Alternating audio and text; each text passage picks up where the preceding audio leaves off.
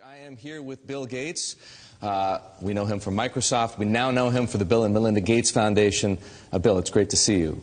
Great to see you here in particular because we know the Gates Foundation for its work on infectious diseases, child health, nutrition, agriculture, education, the list goes on.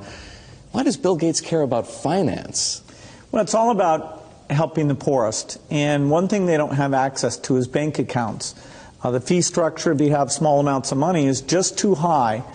And we got involved in some traditional microlending, but just didn't see how that could scale up and get inexpensive enough. So now we're involved in trying to make sure we get a very efficient digital payment structure set up for all the poorest in the world to get financial products that work for them. What are you doing?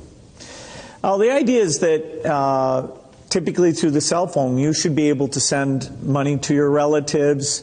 You should be able to track the money that's coming in, set aside money to buy seeds the next year. And there are countries where this is beginning to take off. Kenya, Bangladesh, even Somalia, maybe the last country you'd suspect up in Somaliland. Almost half of the GDP is done digitally. I don't need to tell you that the poor have been unbanked for as long as there have been banks. Why is this time different? Well, it's really the digital revolution. The poorest have bought cows, stored gold, put currency under their mattress, but they are getting cell phones. And the cell phone capability of identifying who's using the cell phone, letting you look at your spending patterns, that's going to be common sense. People are going to have help and lots of innovative products competing on top of this digital currency platform. So if technology, mobile phones for example, digital money, helps to increase access to financial services at the same time as it lowers the cost of delivery, why is philanthropy needed?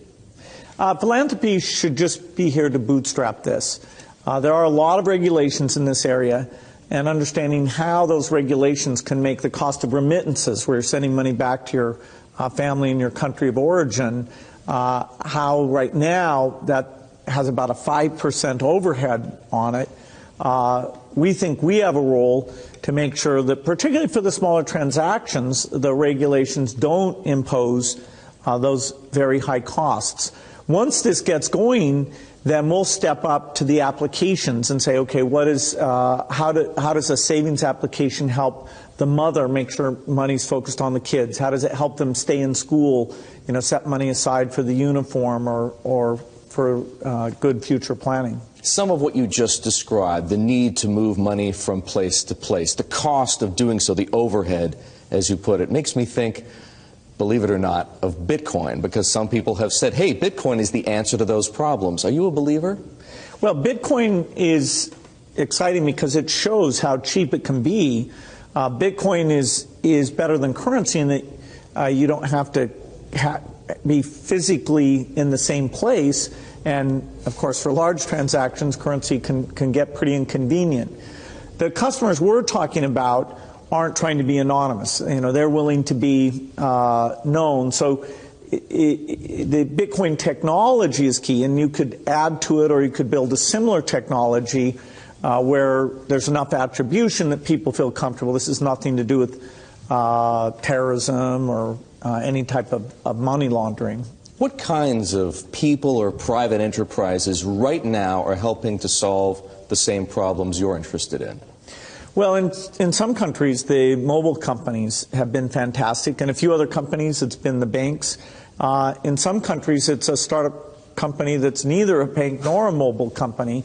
In Bangladesh, the bKash offering runs across any phone, and they've gotten the regulations so that they have a product that we think will get very, very pervasive. So entrepreneurs are there. The enablement this creates, if you want to put in, say, electricity in a city, collecting your bills is one of the reasons why the underspending of infrastructure in these areas is a real thing holding back the economy. You mentioned banks. Are the legacy institutions, for the most part, banks, credit card companies, payment processors, friend or foe?